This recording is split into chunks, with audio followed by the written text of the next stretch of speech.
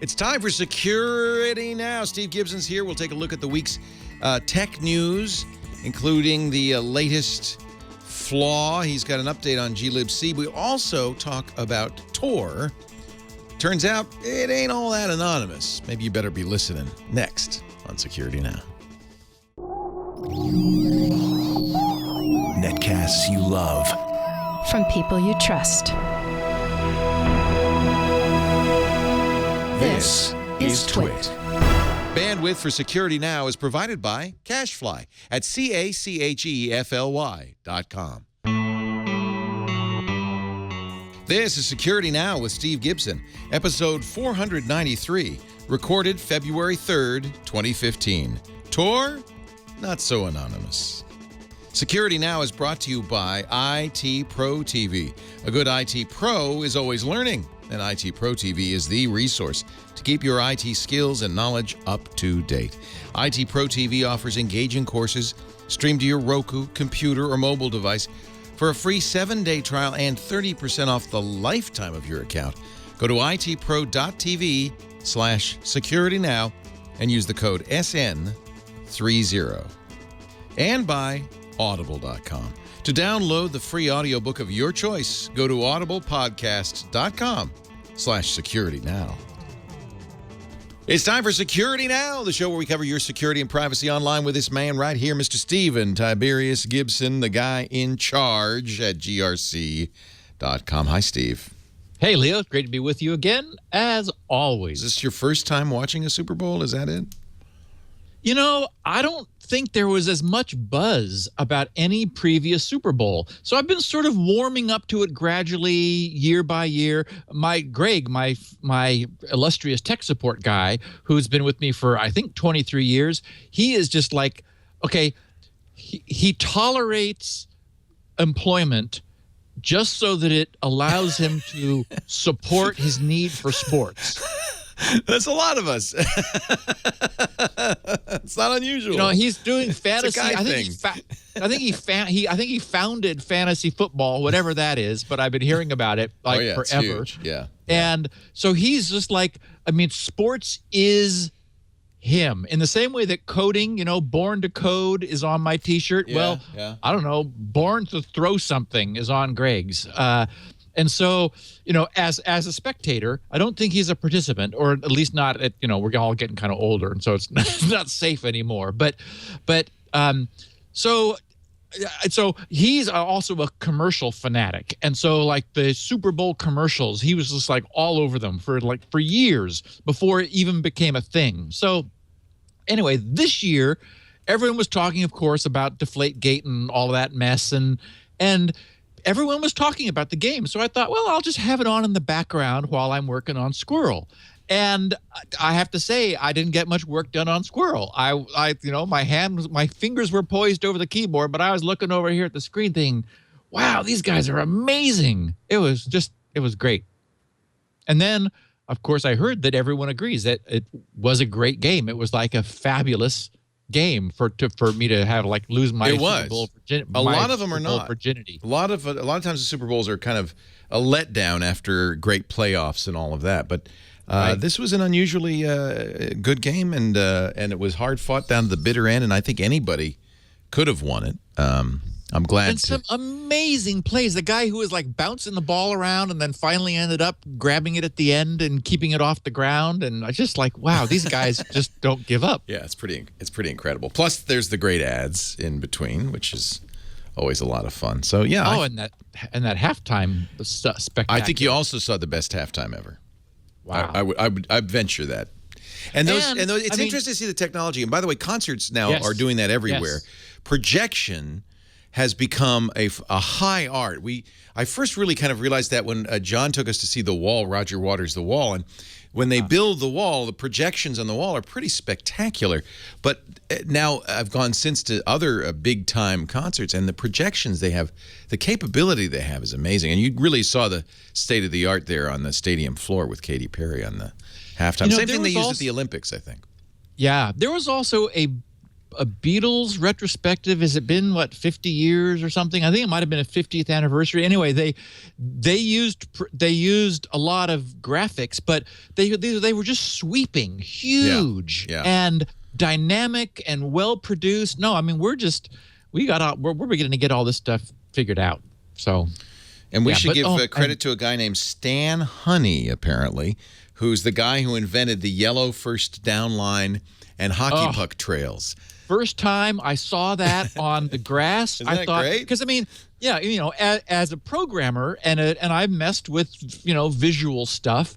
When I look at that in terms of pulling that off, and it's just like, oh my God, and everyone else is like, yeah, okay, yeah, so, but it's like, no, write some code, like make that happen. It is hard. Yeah. Yeah, it's this guy apparently is quite the genius. The company's called Sport Vision or Sports Vision. They have all those little bots floating around over the stadium. I mean, to get amazing camera angles and follow guys running down the field and everything. It's like pretty amazing. This is just incredible stuff. Yeah. Sometime we'll sit down and we'll talk about the audio as well, because Alex Lindsay has done some NFL audio, and it's really interesting what they do. They wire the shoulder pads and stuff. It's very interesting. And cable provider ability to turn up the bandwidth and turn down the compression, and it really looked like we were seeing sharper video for the sports event and of course that's traditionally been done, is because sports was one of the early drivers of HD sales. Yeah, well, they did an intro. There were, I understand, 3 or 4 4K cameras at the Super Bowl, but they never used them for 4K because, of course, nobody, there's really no way to broadcast 4K. No, for it to go. But what they were doing is using it to zoom in, because they have they could take 1/4 of the screen. Yep. And that's 1080p. So they had 4x zoom basically. And speaking of which, at the very end of MacBreak Weekly, Alex, was that an oversampling, interpolating piece of software? That's a good question. Hydra. We were talking about a camera app for the iOS platform. And it's interesting because I don't know how it works. It shoots 50 shots of handheld, and he said even more if you're on a tripod, and that somehow would be it then. Yep. And because think about it, I mean, if you oversample, that's what classic oversampling is. You take a huge number of photos of the same thing. You are going to be able to mathematically increase the effective resolution. So you're in order to interpolate.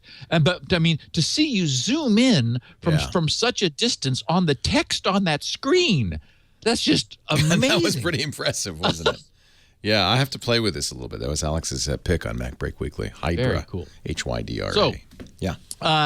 Today is the long-awaited episode that is going to disappoint some people, unfortunately, who may have been over-relying on the guarantees of anonymity that the Tor network promises. There was a paper that caught my attention, which I ended up being a little disappointed in.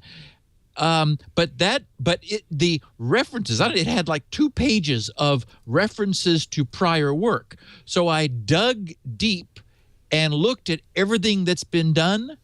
And bottom line is, I wouldn't trust Tor to my anonymity any longer.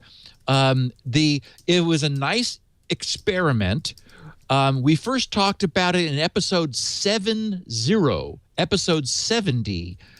in March of 2008, and we've revisited it a few times, but the designers made some choices which arguably back then may have made sense, but they're now built into the system, and in 2015 you can't count on them any longer. Oh dear. So we're going to look at unmasking Tor's anonymity promises, and unfortunately, there's not much left when we really dig down. But we're going to talk about the news of the week also. There were 2 main things that happened. and that is news of Regin's apparent heritage. And just as we were going to air last week, I talked about a vulnerability that I erroneously associated with OpenWall. It turns out that's just where the link came in from a reposting to the OpenWall list, but it wasn't about OpenWall at all. It's about mainstream Linux, and it's really bad. So we'll talk about that. I saw in the mailbag an interesting question about Squirrel I wanted to talk about, and then we'll plow into Tor. Indeed, we will. Before we get going, though, let's talk a little bit about one of my favorite sponsors for the show, the good folks at IT Pro TV, who have paid homage, shall we say, to Twit by designing a way to learn IT skills as everybody's engaging and fun as watching Twit. It's called IT Pro TV, and it offers really engaging training in information technology streamed to your Roku, your computer, to your mobile device. It's phenomenal. It's dedicated to the world of IT, which means if you're trying to get a cert, say the A+ or the CCNA or the Security Plus or the MCSA, or you're trying to learn PowerShell or Linux, IT Pro TV is the place you can go to get those skills, which is phenomenal, especially since it costs less than any technical school and frankly, is more fun. Adam Gordon teaches, for instance, if you're a security person, you probably know his name, the ISC Squared courses. He wrote the book on security. He does all the ISC Squared cert prep courses. There's courses on Microsoft Office, the MCSA. There's Cisco, CompTIA, project management. Yes, Apple too. Apple has Mac integration basics, Mac management basics. They're doing more all the time. In fact, that's what's so cool about IT Pro TV. Just like Twit, they're recording 30 hours a week of new programming. You can go and watch them live. Go to itpro.tv/security now and click the on-air button. You can see what's streaming live. They're working all the time. In fact, they even have a chat room, much like we do, so you can chat with them as you're learning. The Virtual Machine Sandbox Lab environment lets you practice from any OS that supports HTML5, any browser. I mean, even Chrome OS, you could set up a Windows server and all the clients and all of that. It's so sweet. Learn PowerShell? Sure. Learn Linux Plus? Sure. The Measure Up practice exams are included with your subscription. That's worth $79. Lets you test your skills before you go actually take the exam. And you pay once a month for everything. Daily updates, new features. It's easy to cancel. They know that, you're an adult. They're going to treat you like one. You get to interact with the hosts via chat, web-based Q&As specific to study topics. These guys have been teaching this stuff forever. And by the way, if you subscribe to the annual plan, you'll get all the episodes DRM free, so you can listen anytime. There's also corporate and group pricing. Clients include HP, UCSD, Penn State, Stanford, many other schools and colleges, and groups that support our military, which is really great. itpro.tv/security now. We got a deal for you. Normally $57 a month, $570 for a year. But they're huge fans of Twit, and we love them, and they love us. So they're offering you 30% off right now if you use the offer code SN30. 30% off, and that's not just for the first month or year. That's forever. In fact, once you reach their 13th month, they'll reduce your subscription rate even farther. We're talking less than $40 a month, $400 for an entire year, but it's going to go down even more after the 12th month. You're going to pay no more than $24.95 a month or $249 for a year. This is such a great way to learn. Put it up on your Roku and just have it running all the time. itpro.tv/security now. Don't forget to use that offer code SN30 to save 30% off for life. And you even get to try it free for 7 days. itpro.tv. Say hello to Tim and Don and the gang over there. They're great. They're doing such a good job. itpro.tv/security now. Steve Gibson, you got the tech or security news for us? Yeah. So first item is that Der Spiegel released some additional Edward Snowden documents, probably now about 3 weeks ago, maybe a little more than that. And those discussed a project that the NSA was known to have had called QWERTY, QWERTY, named, of course, after the top left row of characters on our typical QWERTY keyboard.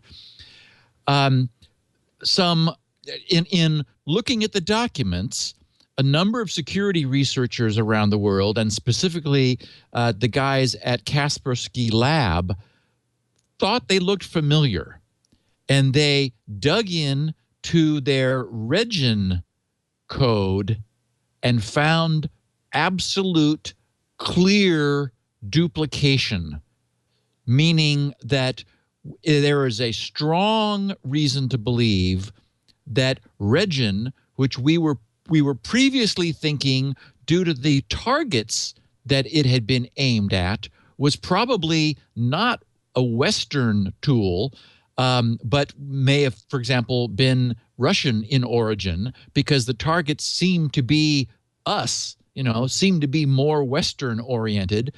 But the evidence strongly implies that this is another one of the tools by the so-called Five Eyes team. Five Eyes is Australia, Canada, New Zealand, the UK, and the US, which are bound by a multilateral agreement called UK-USA, which is a treaty for joint cooperation in signals intelligence.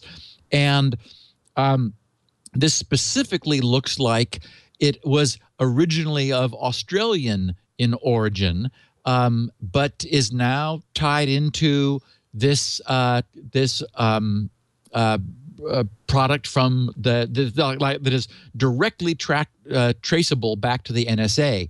In fact, in the first page of our show notes, I took a snapshot of a screenshot showing side-by-side code of Regin on the left and QWERTY on the right. And that particular snapshot highlights one instruction, a push instruction. But if you look above and below, it's all the same code. And there's just no question that this came from the same source. So, even though attribution is notoriously difficult, of course, we were talking about this with regard to the Sony attack and where that came from, it really looks like there's some serious cyber espionage technology available to our forces, to our governments, and being shared among these countries. And remember that Regin is the one where attacks were, after it was identified, we looked at how it was being used. And it was things like going in and getting the itineraries of guests in hotels and figuring out who was traveling and who which people were meeting with each other. And true sort of cyber espionage, where you're creeping around the internet, pulling records out from where you need it. And so this thing has infiltrated lots of networks in the past, and looks like it's another one of the tools that the West has available to it. So really, really much more interesting than we thought. Okay, now last week I had mentioned Ghost. It was a vulnerability that had just been posted, and as I mentioned at the top of the show, I mistakenly believed that it was tied to OpenWall because it was in the OpenWall mailing list, and that's the link that I had upon, and I promised to look into it for today's podcast. Well, it turns out it's just a straight up very bad Linux vulnerability, which has existed since 2000 and was sort of coincidentally removed in 2012, but it existed for 12 years and it was never perceived until researchers at Qualys just were doing an internal security audit and stumbled over this thing. Since even though it was removed, because it wasn't at the time seen as a security vulnerability, it still exists in many packages which are deployed that haven't bothered to update themselves to the latest, to the very latest. It's in glibc, and it is a one of the more fundamental functions that exists. It's in the function. I'm looking for it in my notes. glibc is everywhere. Oh, it is. Well, that's a library that basically you need. Well, yes, because it provides get host by name function. Get host by name is DNS lookup. Get host by name, just like it sounds. Get the IP of this computer by its name. So Qualys immediately alerted the major Linux distributors about the security hole. And by the time this thing became public, most had released patches for it. It's interesting in that you would tend to think that it would be difficult to exploit. It turns out that it overwrites the heap, which is the stack is one of the dynamic allocation structures that grows down. The heap typically grows up from the bottom of memory, where the stack grows down from the top of memory, just in terms of the way memory is allocated.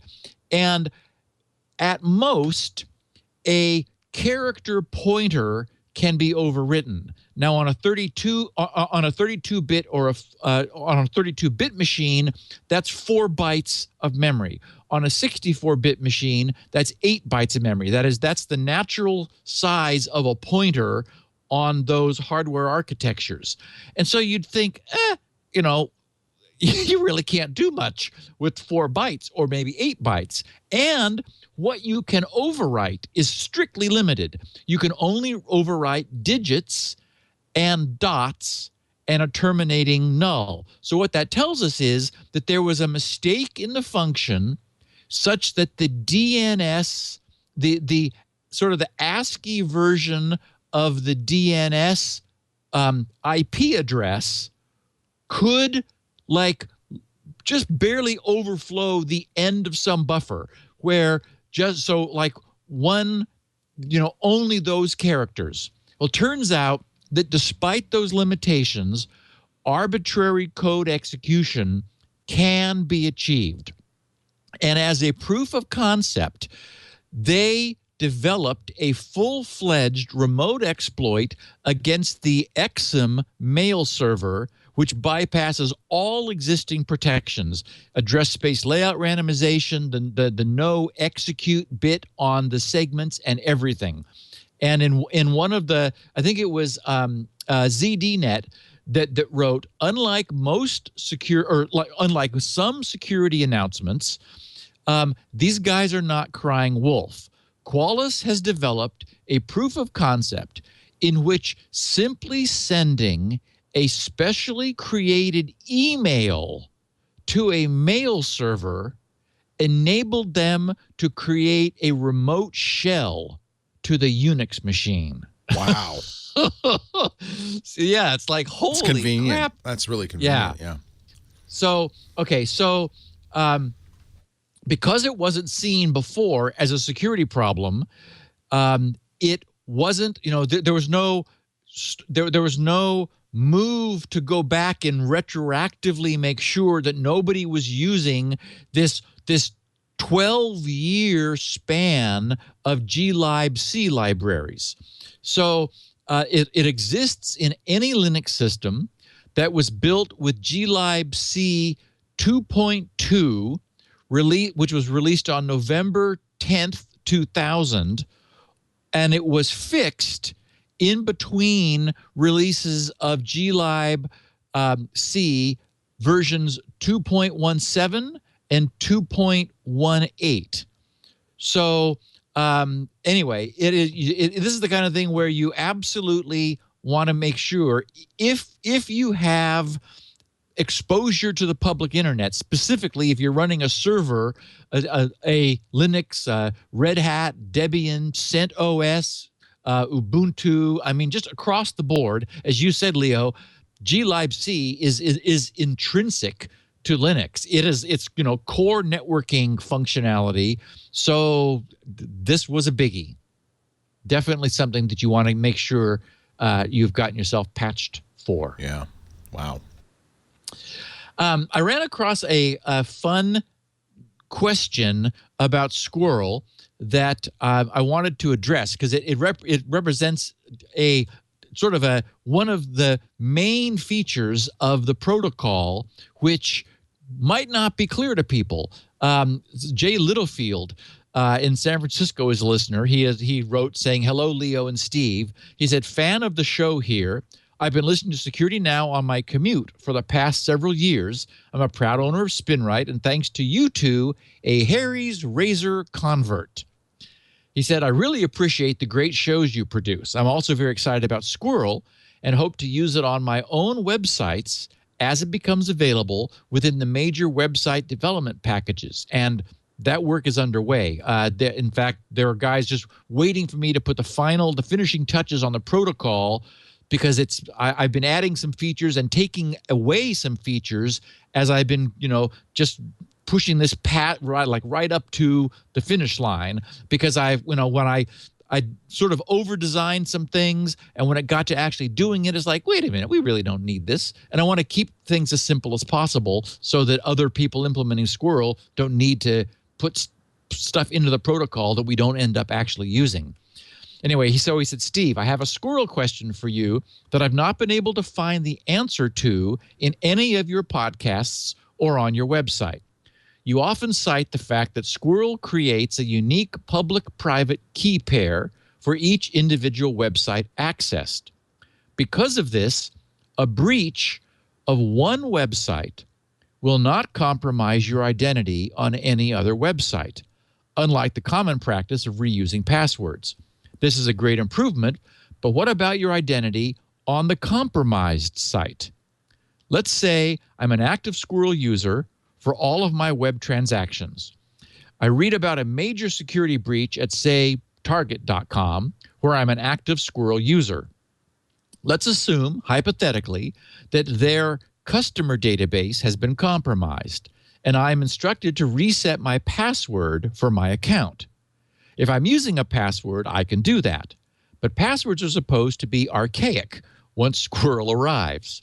If so, then what's the Squirrel equivalent of a password reset for an individual site in the event of a breach? You've mentioned Squirrel has the ability to change your master ID should it become compromised. But a breach of my Squirrel credentials at Target.com, by definition, does not compromise my identity anywhere else on the web. Can you elaborate on how this situation should be handled by a Squirrel user? I'm afraid the answer to this question is currently lost on me. Thanks again for a wonderful show, all you do for the community of followers. Regards, Jay. Okay, so what's different about Squirrel as opposed to a username and password is that Squirrel is a network protocol, whereas a username and password is static data that you're requiring the target website to hold secret. And I've often said Squirrel gives a website no secrets to keep, which is part of its strength. That's what the large part of where its strength derives from, and the reason I got so excited about this when the idea occurred to me. So the idea is that if Target, in Jay's example, were compromised and their whole user database got stolen, it doesn't matter, because what they get is your public key. But what someone needs to impersonate you, that is, even if they had your public key, that they're not able to impersonate you at Target.com, whereas if they had your username and password, they could. The reason is that the Squirrel protocol, the core of it, is a challenge to you. The website, like Target.com, sends a nonce, a random blob of gibberish. Doesn't matter what it is at all. It can be encoded with specific information to make the website's job easier, but it doesn't have to be. It just has to be unique. And then the key is you sign this random blob with your private key that never leaves your device, never needs to, and that's the whole point of the protocol. You sign the blob and return the blob with your signature. And the key signing technology verifies with the public key that you have properly signed the private key. So it doesn't matter if bad guys get your public key for Target.com, because if they tried to impersonate you, Target would send them a blob and say, okay, prove that you have the private key matching the public key, which you are claiming is yours. And no bad guy could do that. So that's the answer, Jay. And it's part of what makes the Squirrel Protocol so strong is that we don't give websites any secrets to keep. And we're dynamically proving over the internet through this protocol that, yes, we know the secret that matches the public key that we gave you. So very cool. And I got a fun note from an Igor I didn't practice his name beforehand. Kovhiznikov, Nice. who's in New Jersey. Well done. Let's hope. Sorry, Igor. I think it's Koveshnikov. Koveshnikov. Or Koroweshnikov. Depends how Jersey. how Russian Igor wants to be. Well, I think he'll forgive me. He says, "Hello, Steve and Leo. About a week ago, my former boss brought me his laptop that wouldn't boot. I remember I installed a Crucial M4 256 gig SSD in it and was puzzled. What could be wrong with the SSD? When I turned on the laptop, I could get to first mouse cursor appearance in Windows, and then the hard drive light would become solid lit and nothing would happen. I connected the SSD using USB to SATA adapter to my computer. I could read the drive, but it took me about 4 days to retrieve 170 gigs of documents. It would freeze on some files for long minutes and then would continue to copy. It behaved exactly like a damaged mechanical hard drive, just without a clicking noise. Later, it turned out that my boss followed my suggestion and all his documents were backed up by Carbonite. Since I always try to retrieve most data before I started playing with drives." Actually, that's all the sentence says, so I'm not sure where he was going with that. And he says, "I always wanted to try SpinRite on SSD, but it doesn't make sense to run maintenance on them." Well, that's not true, but we'll talk about that later. "Here was my opportunity, and I used it. Started on level 1 just to see what SpinRite makes of the drive. It ran quickly, but showed some R's, but nothing changed when I tested a boot. Level 2, however, completely fixed the drive. When I rebooted the laptop, I got to login screen, and the laptop runs just like new. It's easy to understand what happens to damaged mechanical drives," he writes, "but really hard when it comes to SSDs. My suspicion is its software firmware issue. Something happens to internal table of cell assignments, but then how SpinRite is able to fix it." So, okay, it turns out that the push for SSD density has done the same thing to solid-state technology as it has done to mechanical technology. In other words, they are cramming arguably more data into a small space than they should. And they've become reliant in solid-state media just the same as they have with physical spinning media on error correction. So that they're on the hairy edge, sort of operating in the gray, where they know they may not be able to get some bits back especially as those age over time on an SSD, and as the technology of the SSD wears the SSD increasingly. So they fall back to algorithmic math to figure out what the missing bits that could not be read are. And so SpinRite actually is as useful from all of our experience on an SSD as it is on a hard drive, and it can recover them and make them faster. And I would argue that level 2 is perfect maintenance. It is not writing to the drive unless it needs to. So you use SpinRite to perform preventative maintenance on an SSD, and it'll keep those U's ever from showing up. Definitely worth doing. Thank you, Igor. Igor. No, Igor Koveshnikov. Igor Koveshnikov. Steve, we're going to take a break. When we come back, the story of Tori. Oh, yeah. The sad story of Tor. But first, let's talk a little bit about Audible.com. Nothing sad here unless you read a sad story. Audible is a great resource for audiobooks, 150,000 strong. I see they've got the new Neil Gaiman. One of the things I love about Audible is all the new stuff nowadays comes out on audiobook at audible.com. So, see, frankly, I don't read books anymore. I listen to audiobooks. It's great when you're in your car, when you're at the gym, walking the dog, sitting in the hot tub. I listen to audiobooks.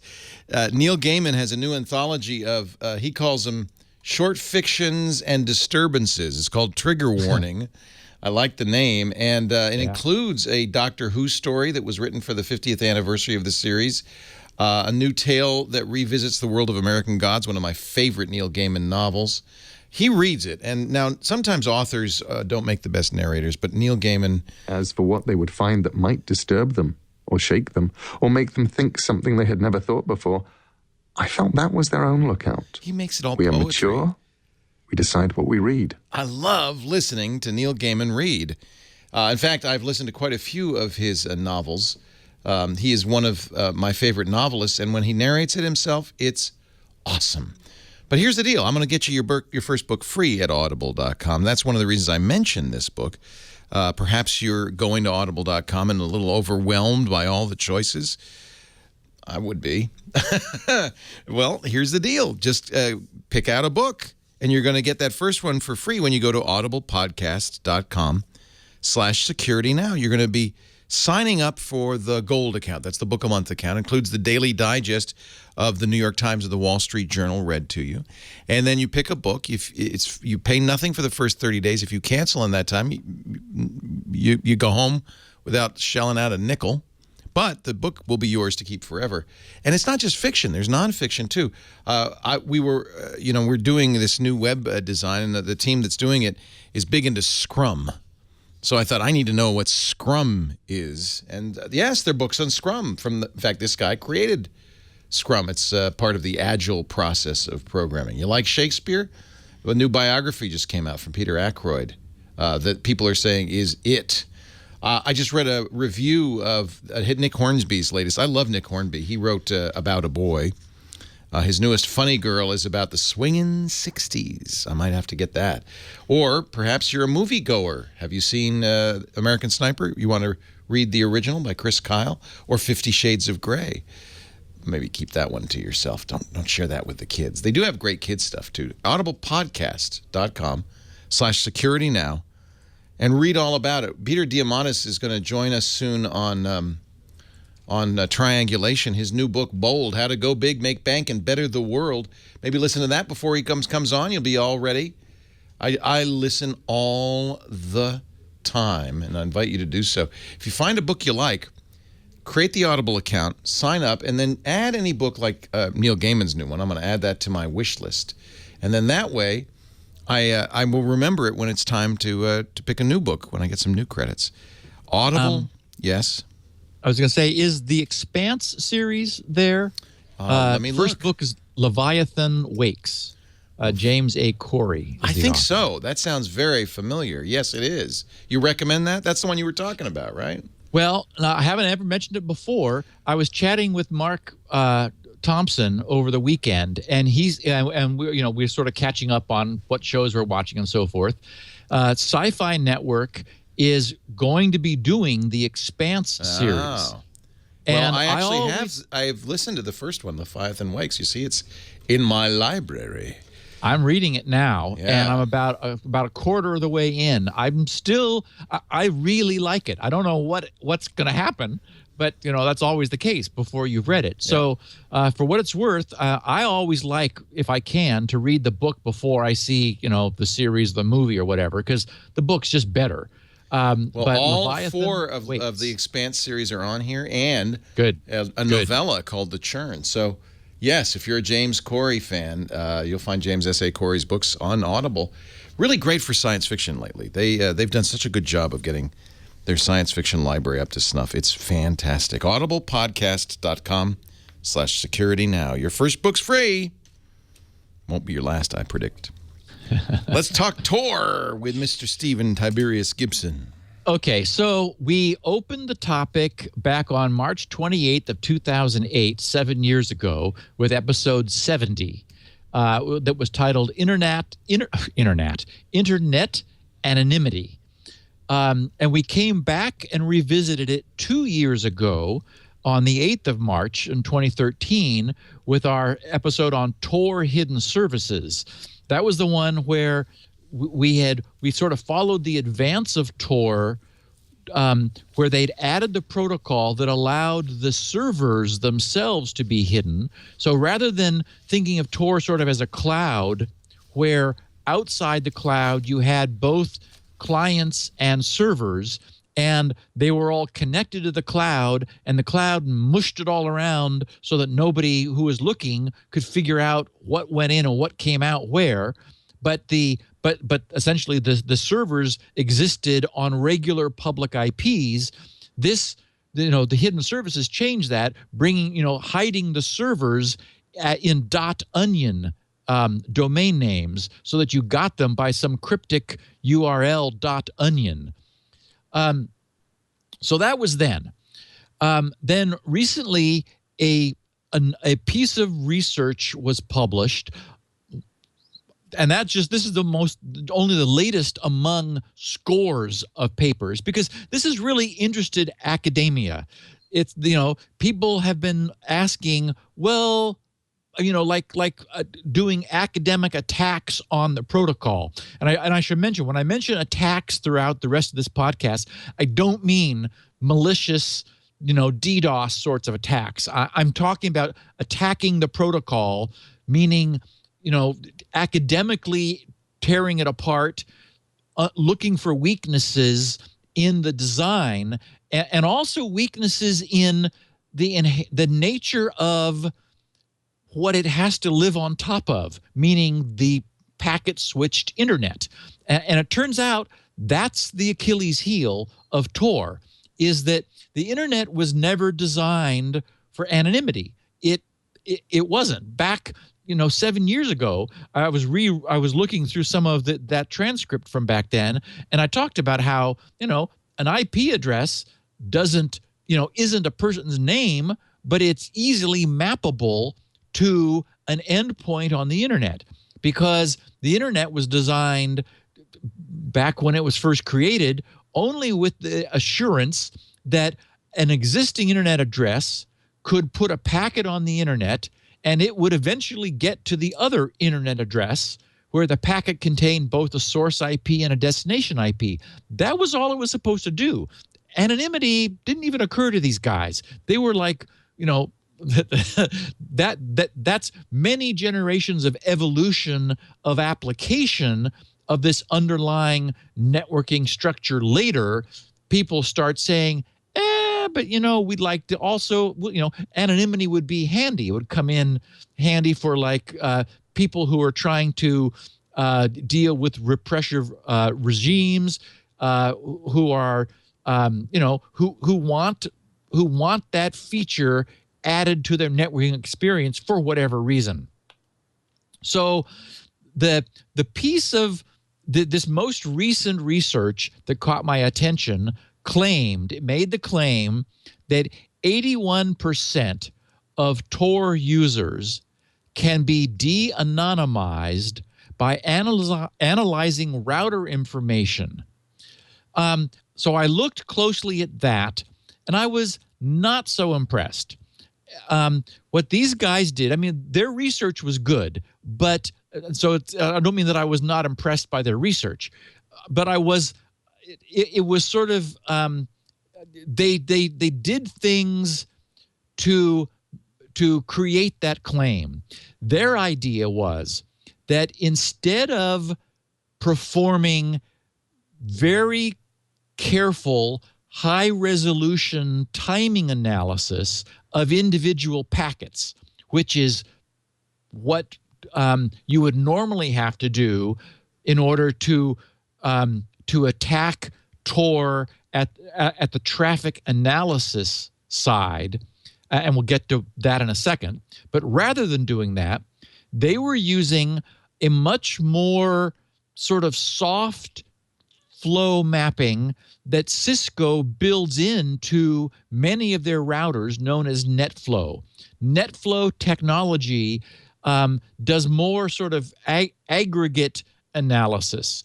And due to its nature, you don't have the fine grain visibility into individual packet timing that you would otherwise get if you were monitoring the actual flow.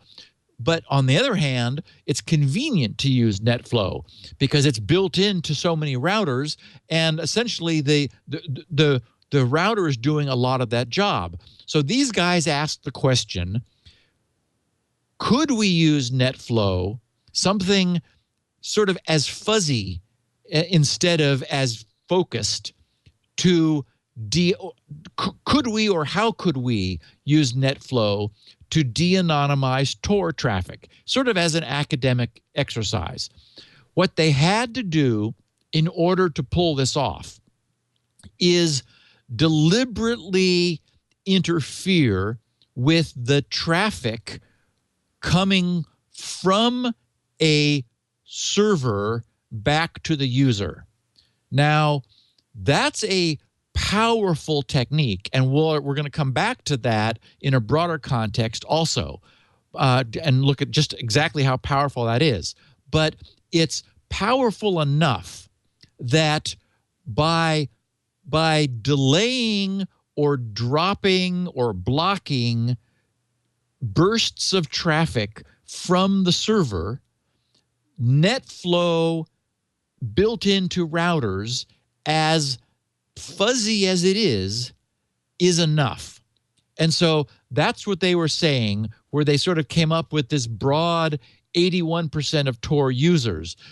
I'm less impressed with that, but what happened was that paper was full of references to the prior work that had been done. And so I spent a lot of time digging through that and came away with the unfortunate conclusion that Tor can no longer be relied upon for anonymity. That is, if you presume that someone like the NSA who has that kind of scope and reach, if you presume that someone like that wants to penetrate the anonymity guarantees that Tor provides, the work that's been done in attacking, and I mean that in the sense of academic attacks on this question, how good is the anonymity? The work that's been done demonstrates Tor doesn't actually provide much in the way of anonymity for that class of attacker. And so it's important to understand that it definitely obfuscates your traffic. But if someone is absolutely determined to find out who you are, they probably can. That is, if a nation state scale actor wants that. There was a perfect example of that was recently reported by Ars Technica, where the FBI was pursuing some people involved with what was known as Silk Road 2. And the article says, despite the use of Tor, FBI investigators were able to identify IP addresses that allegedly hosted and accessed, so that is both sides, hosted and accessed Silk Road 2 servers, including the Comcast-provided IP address of someone named Brian Farrell, who prosecutors said helped manage Silk Road 2. In the court-filed affidavit, DHS Special Agent Michael Larson wrote, quote, from January 2014 to July of 2014, an FBI New York source of information, and they said in parens SOI, so that the source of information remains unknown, but SOI is a term of art, provided reliable IP addresses for Tor and hidden services such as Silk Road 2, which included its main marketplace URL, its vendor URL, its forum URL, and its support interface. And that I cut out all the other URLs because they're just gibberish. But for example, the support interface is UZ434SEL7ARQUP6.onion. So, they're all like that inside of Tor. And they're all supposed to be only available to people who are inside the network, not to specifically not to someone you're trying to hide from. The SOIs, that is that source of information, ultimately led to the identification of Silk Road 2 servers, which are supposed to be masked, which led to the identification of at least another 17 black markets on Tor. That is, black markets operating on Tor. The SOI also identified approximately 78 IP addresses that accessed a vendor.onion address. A user, this affidavit explains, cannot accidentally end up on the vendor site. The site is for vendors only, and access is only given to the site by the Silk Road administrators and moderators after confirmation of a significant number of successful transactions. If a user visits the vendor URL, he or she is asked for a username and password. Without that, the vendor website cannot be viewed.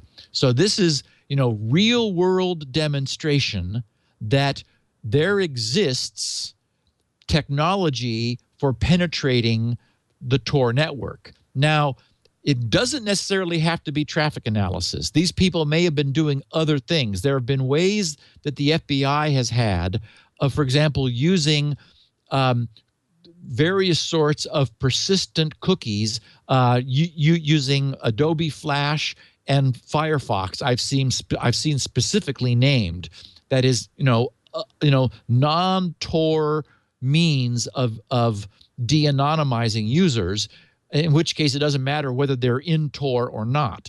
But we definitely know from the academic research that's been done of strict pattern analysis that it is possible to penetrate the guarantee that Tor provides. And the reason is the internet, as I said earlier, was just never designed to provide anonymity, and it really doesn't. So we should look at Tor as an experiment in how could anonymity be provided. But the fact is, it is extremely difficult to actually achieve. Now, we could break internet communications into two broad categories: low latency and high latency. An example of a high latency service is email, where it's a store and forward system, and there because you don't need something delivered in real time or near real time, you can achieve a much higher level of anonymity, especially if you do other things like padding message lengths and obviously encrypt the contents in order to obscure when an object leaves the anonymity network and when it enters. The problem is that that's not useful for web surfing or for other applications, SSH, for example, where you're sending keystrokes through an SSH tunnel, and you'd like them to get there in a relatively short time so that you're able to get the answers back in relatively short time. And of course, web surfing is inherently a relatively low latency activity. And that's really the Achilles heel of Tor, is that Tor was deliberately designed. I mean, and again, we should remember this was sort of done initially as an experiment, a project to see what could be achieved. And it grew over time, and it acquired notoriety, and it does offer some guarantees, but it is far from perfect. And so no one should assume that it is perfect. And also, the designers of the original designers of Tor made some assumptions and made some compromises that are now coming back to haunt us. I found a very nice summary in one of these academic papers that summed it up this way. They wrote, Tor aims to protect against a peculiar threat model that is unusual within the anonymous communications community. It is, and so they made that assertion first, and then they step back a little bit to say it is conventional to attempt to guarantee the anonymity of users against a global passive adversary who has the ability to observe all network links. It is also customary to assume that transiting network messages can be injected, deleted, or modified, and that the attacker controls, again, attacker meaning someone trying to penetrate the anonymity, controls a subset of the network nodes. This models a very powerful adversary, and systems that protect against it can be assumed to be secure in a very wide range of real-world conditions. The point this paper was making was, that's not Tor. It went on to say, Tor, on the other hand, assumes a much weaker threat model. It protects against a weaker, non-global adversary, that is, an adversary who doesn't have complete visibility into the network, which, as we know, a contemporary powerful adversary like, a nation-state actor might. Then it says, who can only observe a fraction of the network, modify the traffic only on this fraction, and control a fraction of Tor nodes. Furthermore, the paper says, Tor does not attempt to protect against trafficked confirmation attacks, where an adversary observes two parties that he suspects to be communicating with each other to either confirm or reject this suspicion. Instead, Tor aims to make it difficult for an adversary with a poor a priori suspicion of who is communicating with whom to gain more information. A poor a so was it what? You want to translate the Latin, please? An a priori, ahead of the facts known ahead of in advance of your intent to confirm. Ah, okay, just checking. So what we discussed back 8 or 7 years ago was the crypto model. That was the whole onion concept.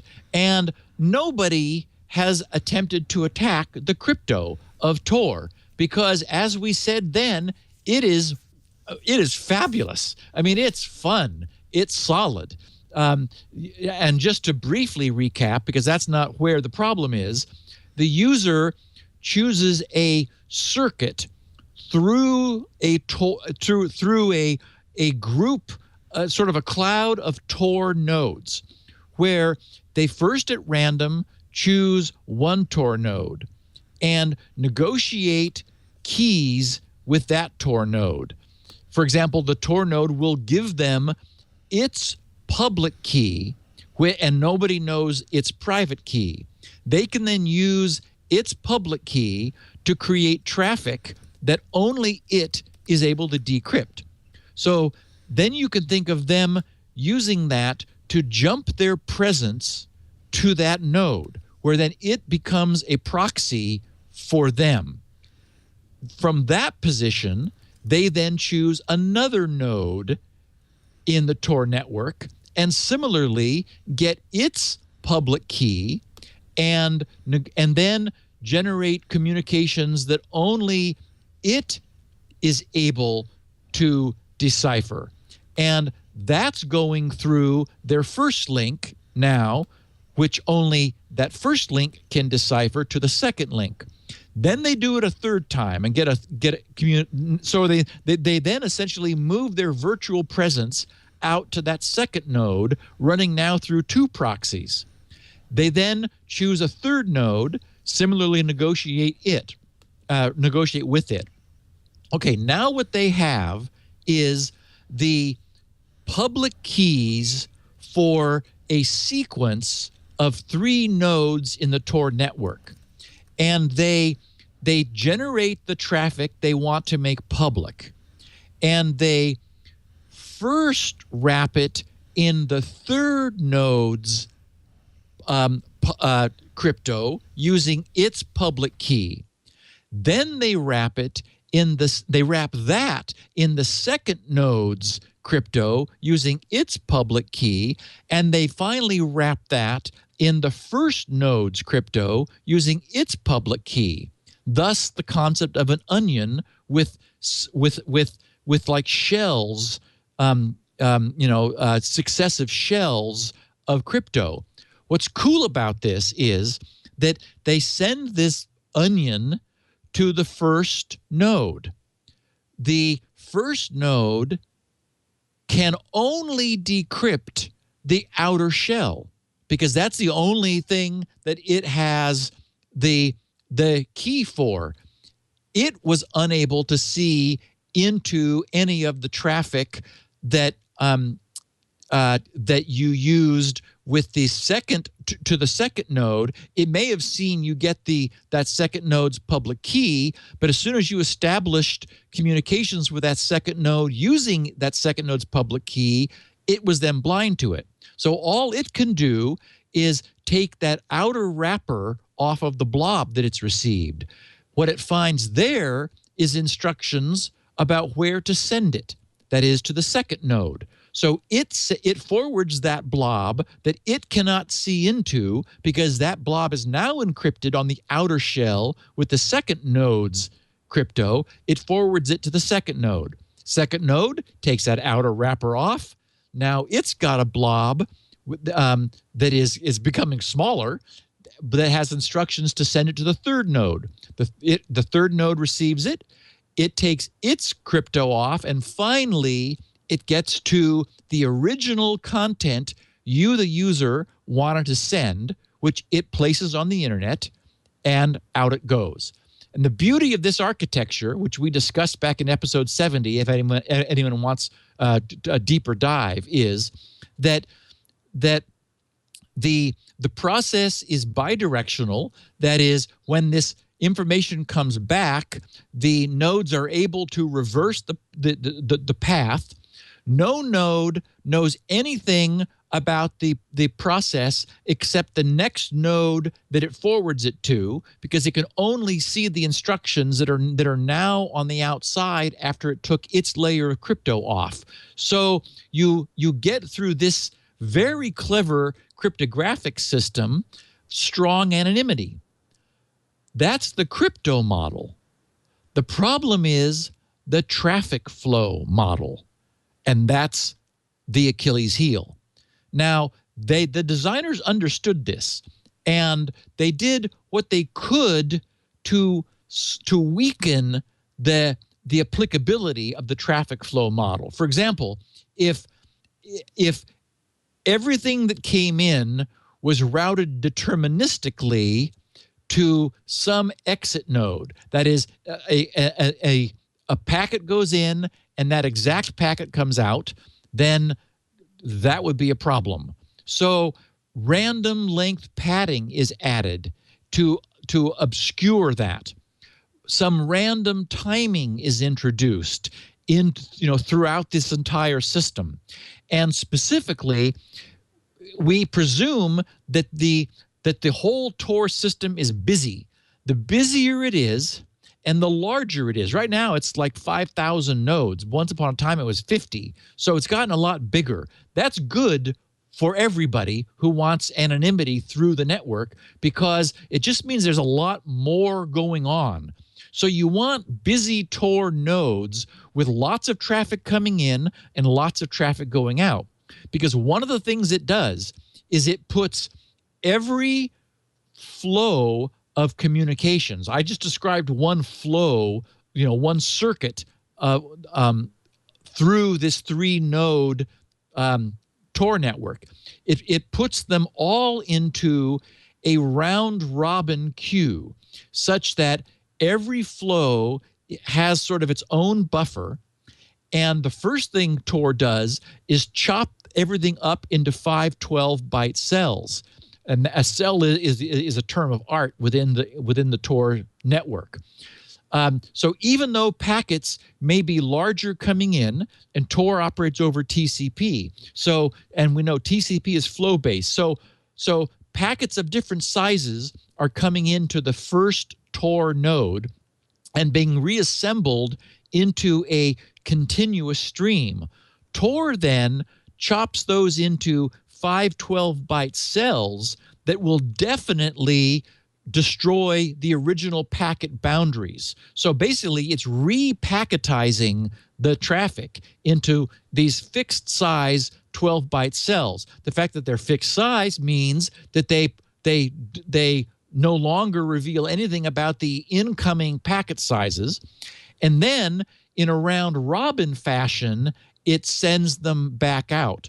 So nobody looking at the outside of this Tor node can easily map up the variable length TCP packets coming in from hopefully a large number of sources, and these fixed size 512-byte packets, which are exiting fully encrypted, wrapped in some number of onion wrappings, going off to other Tor nodes. That's all they can see. So, I mean, you can see that the people who designed this intended for it to be daunting. The problem is that this ends up being, from a traffic flow model, a bit like metadata. We've talked about the power of metadata. Even though you can't see into a flow, you can still get information from looking at the fact of the flow. So somebody who decides, okay, inside the Tor network, we have no visibility into that. We've got 12-byte cell packets encrypted, bouncing all over the place, but ultimately it has to emerge.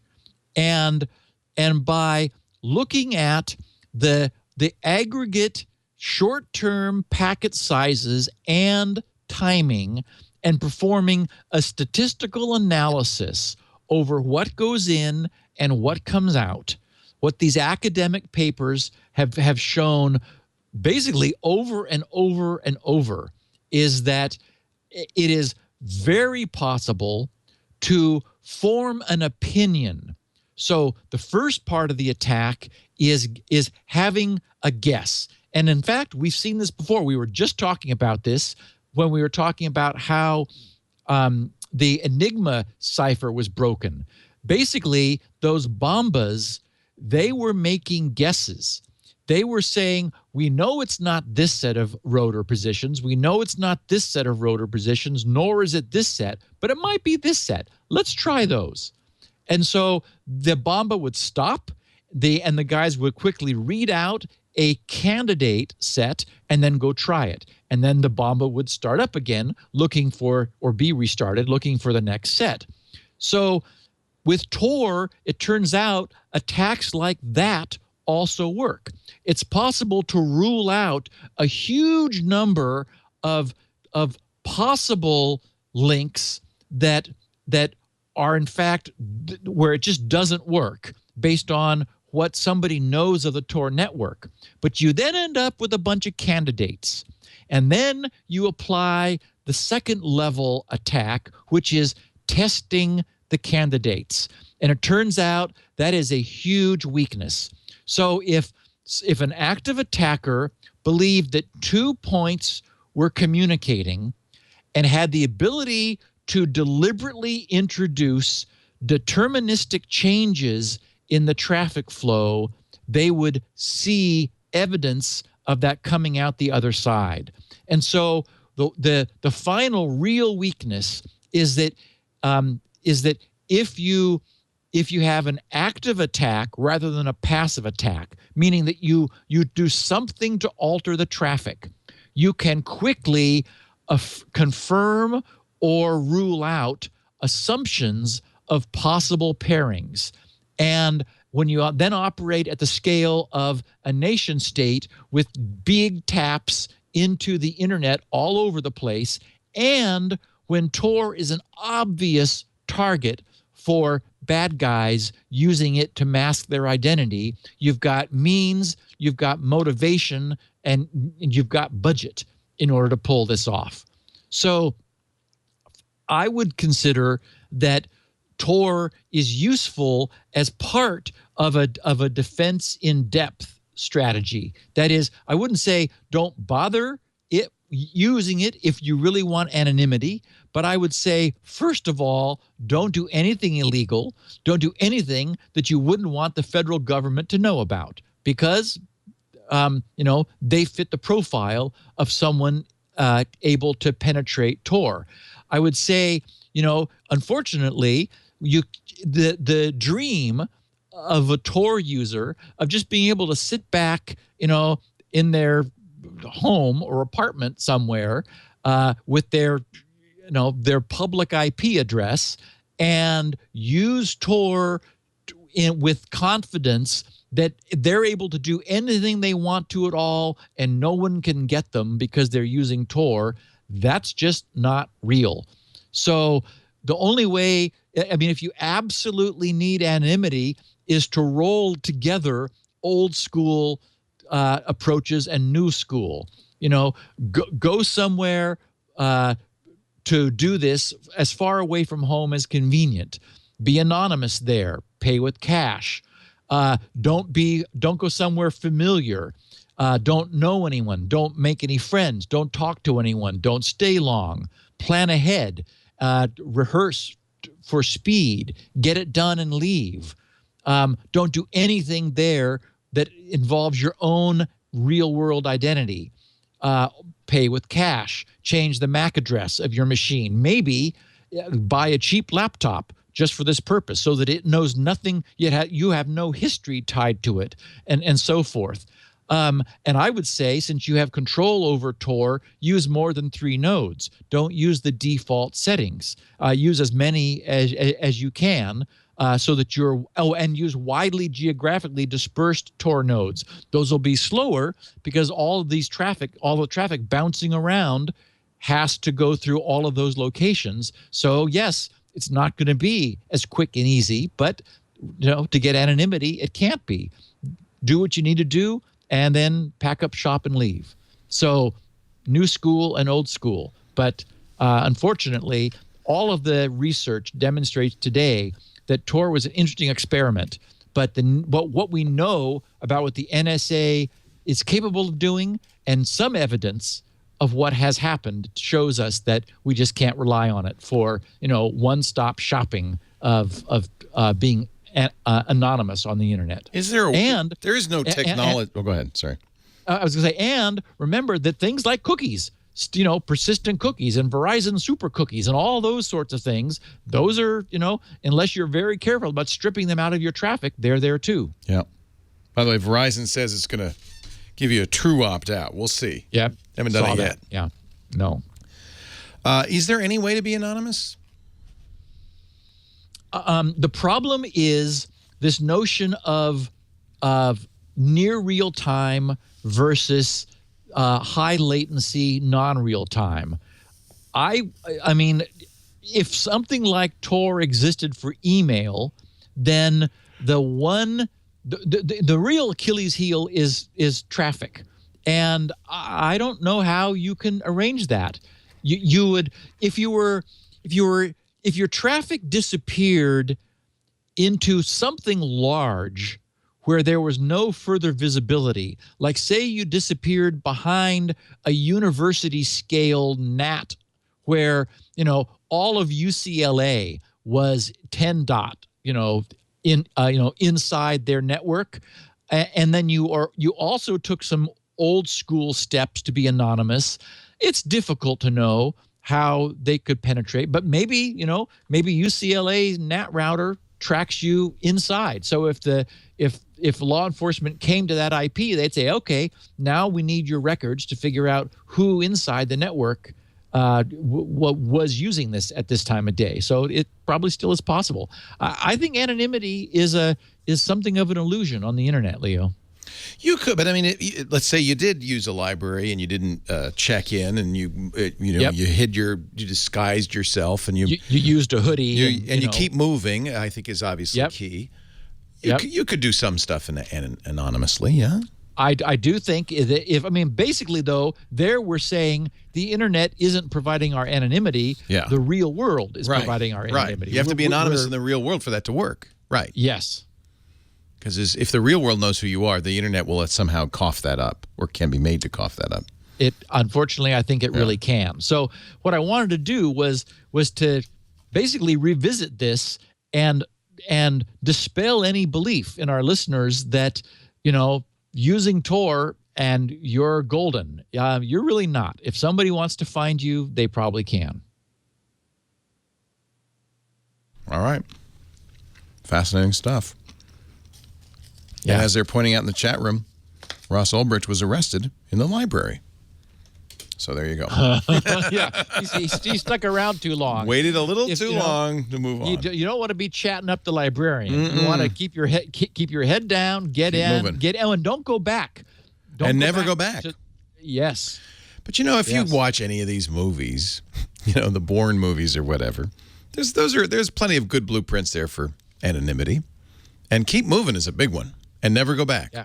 Never retrace your roots. Yep. Can Tor be fixed?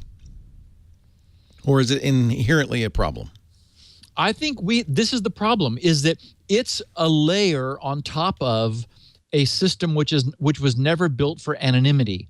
And we've talked about how difficult it is to fix things that are layers on top of other things. Like a firewall is blocking traffic that wants to get through. So instead of it's somehow operating in the reverse direction where it's blessing traffic that might be permitted. It's trying to prevent something that the system was designed to do.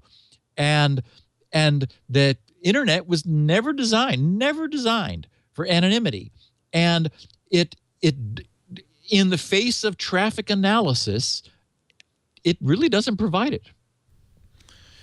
That's such a good place to stop. I think that's the coda for all of this. Steve Gibson is at grc.com. That's where you'll find SpinRite, the world's finest hard drive maintenance and recovery utility. All the work he does on Squirrel, all that other pro bono stuff he's just doing because he's interested and he wants to give it away. It's all at grc.com. As well as this show, a 16 kilobit audio for the bandwidth impaired, fabulous handwritten transcriptions of each and every episode. Elaine was very grateful for the plug you gave her last week, by the way. Well, she's earned it. So, yes. And you'll also find a copy of this show at our spot over here, twit.tv/SN for Security Now. The mothership. Every episode is there. And what?